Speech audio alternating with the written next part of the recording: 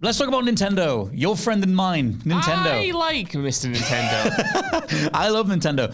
Massive update on the Switch 2. This comes from Nintendo President Shuntaro Furukawa, getting out there on Twitter or putting a general press statement out saying that they will be doing a Nintendo Direct in June, but that won't feature the Switch 2 or whatever the next Switch is. But the Switch 2 itself will be announced after that, but before the end of March next year. So it's just a weird non-statement thing. Love it. But at least we have a window for this. He said, we will be holding a Nintendo Direct this June regarding the Nintendo Switch software lineup for the latter half of 2024, but please be aware that there will be no mention of the Nintendo Switch successor during that presentation. We will make an announcement about the successor to Nintendo Switch within this fiscal year, which takes you until like March 31st or whatever, 2025. We go back and forward on like general expectations for the next Nintendo Switch. I know that the hardware has started to leak for this. Yeah. And there's a whole thing out there about how the new Joy-Cons are like magnetized to the side of the screen. Ooh. That sounds really cool. Well, I've missed all of this stuff. That's okay, cool. see, I don't know all of it in terms of the like every single bit of it, but one of the coolest takeaways was this idea of using magnets for the new Joy-Cons. Apparently there's a new way that magnets can have electricity put through them, which means that it doesn't constantly take away from the battery life.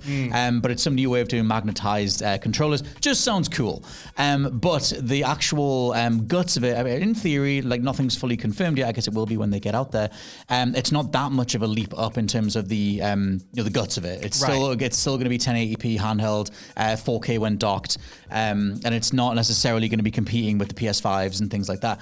Which is interesting because that would mean that if you're a third-party dev or you're trying to put a Switch version of something together from scratch, you've got to try and have feature parity along the way. And one of the biggest conversations around Xbox doing the Series X and the Series S was how much the Series S was holding the generation back. And that could totally apply here. I think it depends. There's that whole thing where after Microsoft / Xbox acquired Activision Blizzard, they said they'd bring Call of Duty to Nintendo, to the Switch. And so like trying to make a version of Call of Duty that works on this thing when you're also trying to break boundaries and turn heads and make it work for the biggest systems in the market, that's got to be a head F in itself. Hey, they can bring Call of Duty Mobile to Switch, maybe Switch 2. Why have they not? I don't know. That thing plays really well. I don't know. Everyone tells me that is really good. Yeah. Warzone on mobile, who'd have thought? Surprisingly good. I don't know about you, Scott. I need a Switch 2 yesterday. I need some new hardware from this company because I do not turn my Switch on, and that's very much a me problem, but it's because of the hardware just feeling very outdated. I have bored you to death with my opinions on Zelda Tears of the Kingdom, but I couldn't get into that as much because I have become accustomed to the luxury of PlayStation 5s and Xbox Series X's and the graphical fidelity and the technology that is there in those systems. Even something as simple as the PlayStation 5's faster loading, I miss going back to Nintendo consoles. So the fact that this was never going to be a PS5 or an Xbox Series X contender. No. And those specs that you just described, 4K docked, 1080p handheld, I kind of grimaced initially, but I'm all right with that. 4K docked is okay. From the leaked specs that we've seen, it seems like there is a decent amount of power in there. Obviously, again, still a step down from the competition. And I'm not really bothered about third-party stuff myself. I will almost never, I think, in my life, buy a third-party release on a Nintendo console. Every time I first. have, I've regretted it. Exactly right. And they need to do a lot of work anyway, I think, to build up those relationships with publishers, with developers, and also with fans and consumers, because they need to prove that they're not going to get a Witcher 3 situation, or they're not going to get an Outer Worlds situation again, and that they're going to get a proper experience on whatever this next piece of hardware is. I'm looking forward to it. I just want an excuse to pre-order it. I want them to announce something big, whether it isn't the next Mario or the next IP that they have in store. I want them to drop the hardware, have it be as good as all the leaks suggest, and have some games to back it up. Because I bought a Switch. You did? The first Nintendo system I ever bought in my life to play Mario Odyssey, to play Breath of the Wild. And I need, personally, as an outsider, as a casual fan, I need something on that level to get. Well, the first third-party split thing's interesting because, like, there was a whole thing, I forget the person who put the report out about the respective top 10s per console across the last sort of few months, and that was when the report was put out. But looking at the games that sell the most on Switch, it's nearly always first party. It is Animal Crossing, it is Mario Kart, it is Mario Zelda, etc. And they're the only company that is completely sustaining on first party. And like to such a huge degree that their first party titles are rivaling the Call of Duties, etc. in the world. And so, yeah, I agree. Like every time I've bought a third party game on Switch, I've regretted it. I bought Alien Noir. It looked horrible. Like, it's a first party system, and especially archivally, like is archivally a word? Well, let's make in it an now. Archival sense, playing things like Super Nintendo games, N64 games. I was playing Mario Kart 64 on the train this morning, and it worked very, very well. I like the Switch as this hub of all things Nintendo, and I know that they kind of went back and forward, or people go back and forward on how well they executed on the whole virtual console thing. I like the whole per console application. Like when you go on the Switch on the home screen, you have a launcher for Super Nintendo, for NES, for N64, and Game Boy Advance. I like that as an overall approach, and I wish Sony would do that. If give me a PS2 icon and let me go into a library of PS2 games or whatever. And so I think going forward, you have to assume they carry all that stuff over. There's a whole conversation on backwards compatibility, and apparently this is another one of the leaks that came out last year, or maybe the year before, was that Nintendo were showing off the next bit of hardware using Tears of the Kingdom, using Breath of the Wild.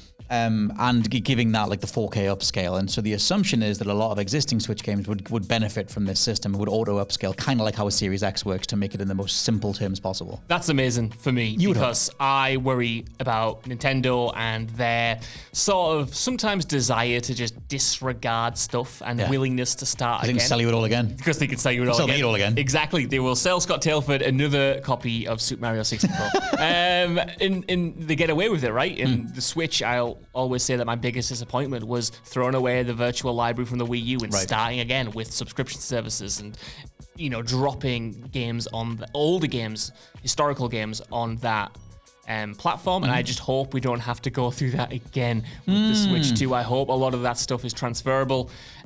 Just for me personally, because if we're 2 years into the next console's life cycle and we're getting announcements at a Nintendo Direct that you can play Ocarina of Time finally on the latest hardware and it's just a port, it's going to be like, I've lived too many lives to go through this again. It's so fascinating watching them like trying to find ways of selling you the library over and over again, because the virtual console was so robust.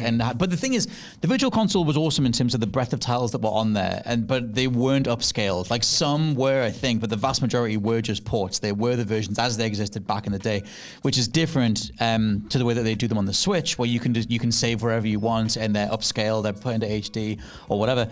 That feels like a more definitive take, and you would assume internally that they put all the R&D into that to be able to say this is just what the service is now going forward. There'll be an N64 launcher on a homepage, and you just play N64 games, and then we just add stuff to that. Which I like the way that they've done it. I think to me it's industry standard, industry best. Like that's what I would want Sony and Microsoft and stuff to do as well. But they can only sell you that once, and I think their approach to do it as a monthly fee is interesting in the wider realm of monthly fees, because I feel like the monthly fee model hasn't really worked out. You've seen the likes of Netflix and Disney Plus and whatever put their prices up, and Nintendo Switch Online, they've been competitive. Like there's no way that you could say that it's like putting it up against the prices of PlayStation Plus and Game Pass and everything, the libraries aren't the same. Yeah. Even though I would say something like Ocarina or Mario Kart or whatever is worth more than what's on the Game Passes and the PlayStation Pluses, come at me. But still, that whole thing of trying to remain competitive, it's interesting. Do they sell you an N64 library? Do they sell you an upscaled version of a Super Nintendo thing? Or whatever.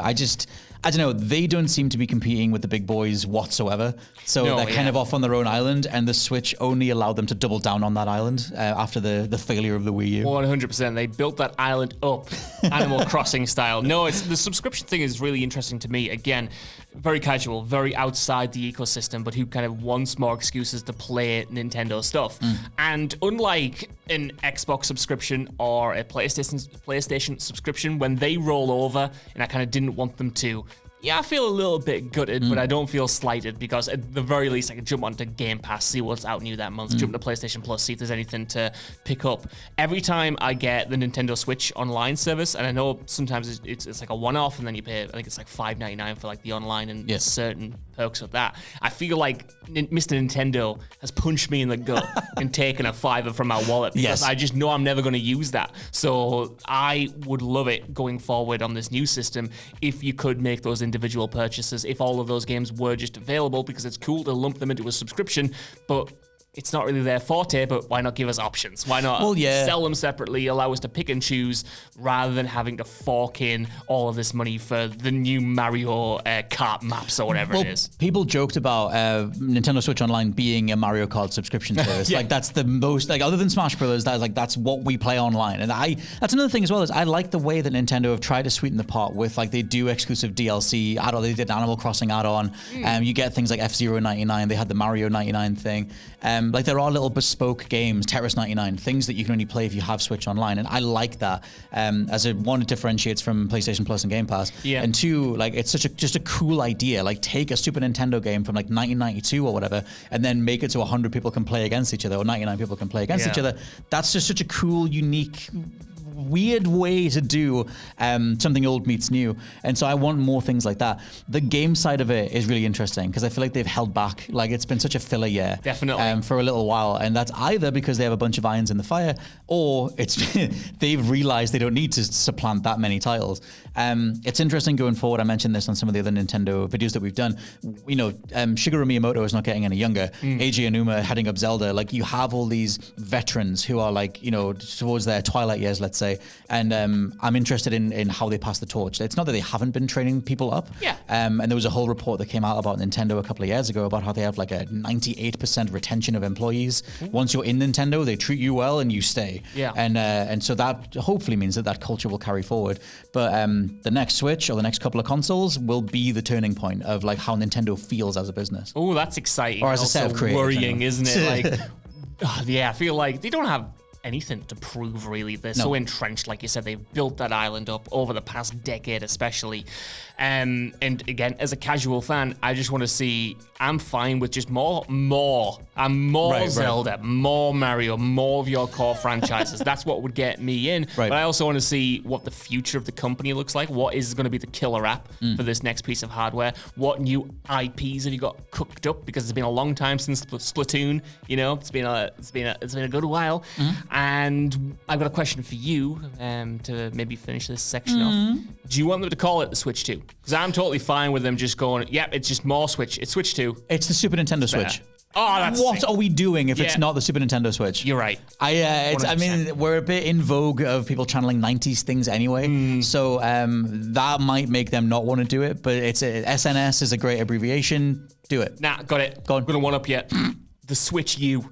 How about that? I think that's good. Nintendo. It's only if it comes with an optional tablet to play golf with. But yeah, I'm curious about all that stuff. You mentioned the games. Just to roll one thing off, the assumedly will be on there is Metroid Prime 4, something that was announced back in 2017. Assumedly. That could take full advantage of the new hardware and things like Star Fox. I think they'll just be tapping back into franchises that could do with bigger scope. Like you can do a more intergalactic Star Fox and do a bigger Metroid game. But other than that, I think like next year will be at least the next Mario. Well, as a die-hard Switch fan, I think it would be fair to describe you as to a certain degree. Massively.